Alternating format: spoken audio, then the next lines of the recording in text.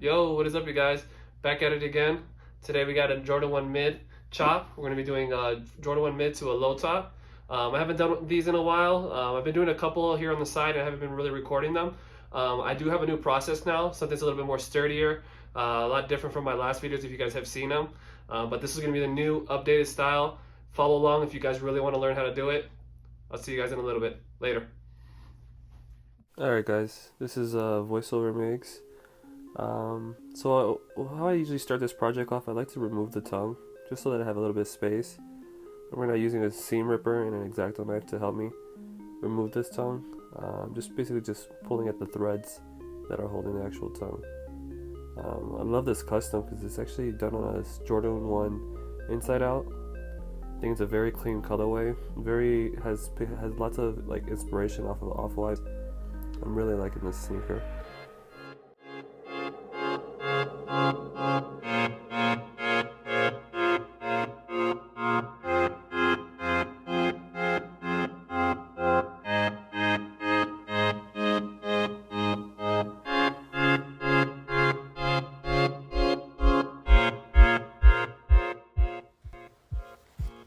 And that's just how the tongue comes off. It comes up pretty easy. I like to clean the area out, make sure there's no loose threads or anything like that. And then once I'm done with that, then I move over to the actual collar. Right now I'm just going to be removing the wings collar. I usually do the same as I process how I just did the tongue. Once I'm able to actually lift up those wings, I like to get in there with the X-Acto knife and just start cutting it as I'm pulling back the actual wings. So I'm just lifting the wings, cutting the thread, lifting the wings and cutting the thread. Be very careful when you're doing this though, because you don't want to end up cutting the actual fabric underneath. So just take your time if you're going to attempt to do this.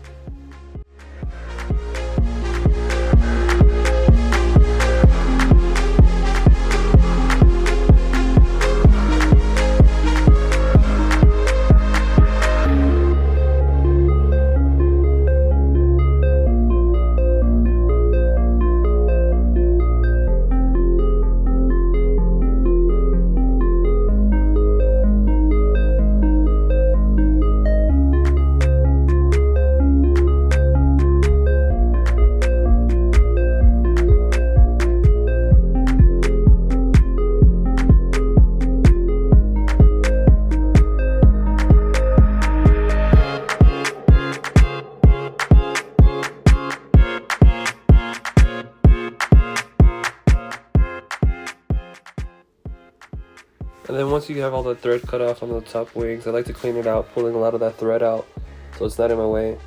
And right here, I'm basically just cutting the actual threads that hold the actual wings to the bottom of the sneaker. I'm going to be resewing this closed again, but this is just going to help me remove the actual wings when I go to pull it out. It'll be a lot more cleaner. I won't have any extra fabric underneath there as well too. Normally you don't have to do the scoring method. I'm doing the scoring method because it's this type of sneaker. If you are working on the same sneaker, you will have to do some scoring on the back. Just little by little, you're going to be cutting that back. And you see how I'm just cutting.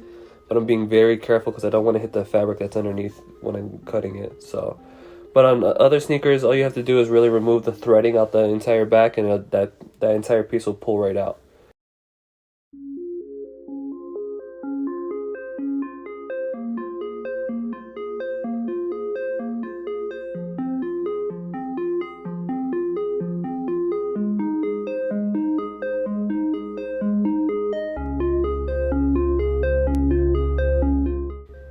See, I'm actually still using the seam ripper to help me pull it out, but you'll see I keep using that seam ripper just to help me pull that last piece out. And again, I'm doing a little bit of scoring, and that's it. The whole back half is cut off. And I'm just going to do a little bit of cleaning before I decide to do the cutting and add my guideline.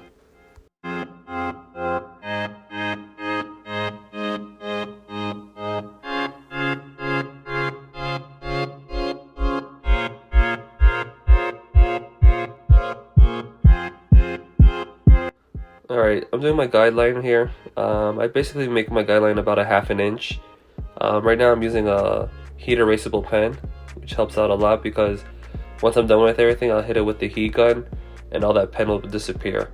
but just a 1/2 inch dotted line going all the way across. This will help me when I go to cut it, like right now, to give me a consistent collar going all the way across, just to keep things extra clean, you know.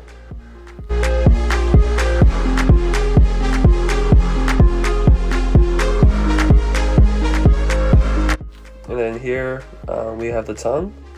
I'm going to be shortening this tongue. As you can see, I do about 1.25 inches off the bottom of the tongue. It's your preference here, guys. That's just what I like. I think it's pretty even. It actually is a good length for making it into a low top. And a little excess, and you always want to leave a little excess as well too if you're going to be sewing this back up. Right now I'm putting a little double-sided tape, fabric double-sided tape, so this will help me keep it in place. And then I'm going to just stitch this right back to the upper. Right now this is just going to be holding it right now, just for some placement.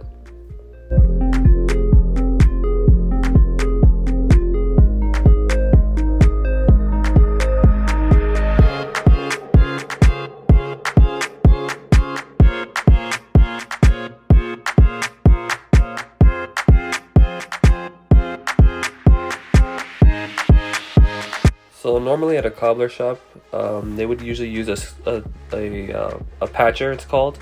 The type of machine that helps, you know, get into these hard areas where I'm sewing at today.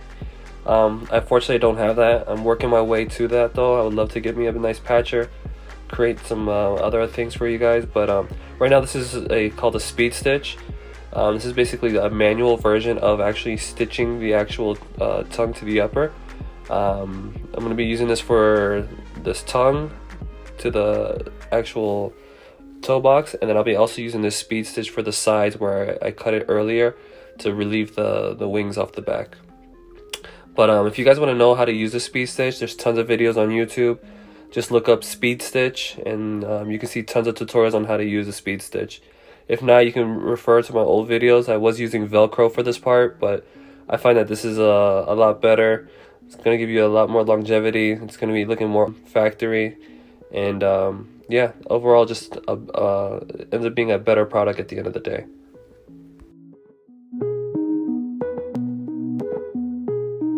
Raiden, have you been day drinking?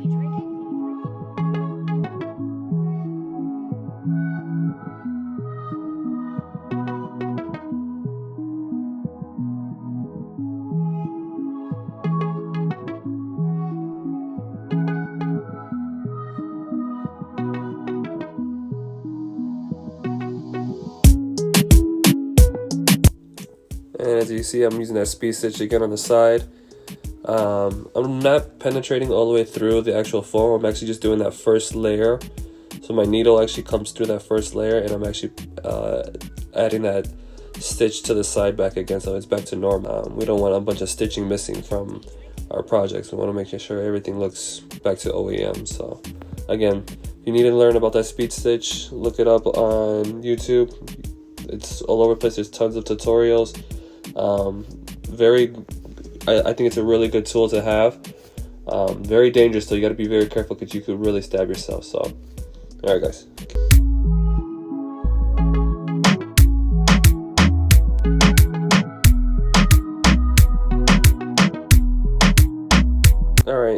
All right, guys. So this is my last step, guys. This is my signature cross stitch. I'm having a hard time doing this because I really wanted this thread to be a lot thicker, but I was really having a hard time trying to find a thread that matched the actual thread that was on that check. So I ended up going with a thinner thread, but what I ended up doing was just basically doubling up the actual thread so that I have something that's really nice and strong. I do recommend like a bonded wax or like a 69 or 91 strength thread. That's what it's usually used on sneakers or whatnot, but this is going to work really fine because I am doubling up the thread. It's basically almost having like 4 pieces of thread going through the actual hole and actually bonding everything together.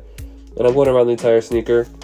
What I usually use for like the perfect cross pattern is basically I'm counting the actual holes that I'm actually putting it in, and it helps me give me perfect spacing.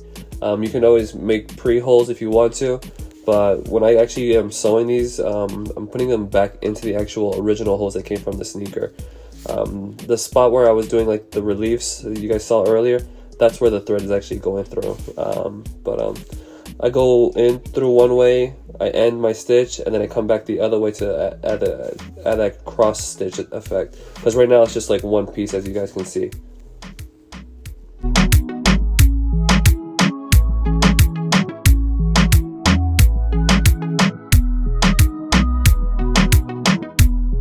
And as you can see, I'm going back in now, and I'm adding that cross stitch.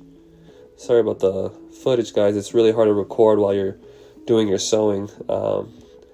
Sometimes you have to like sew from a distance underneath the camera, and you really need to see what you're doing as well too. So I'm going back in, and I'm adding that second stitch, going all the way across, so that it actually has that cross stitch effect that I've been doing for these low tops.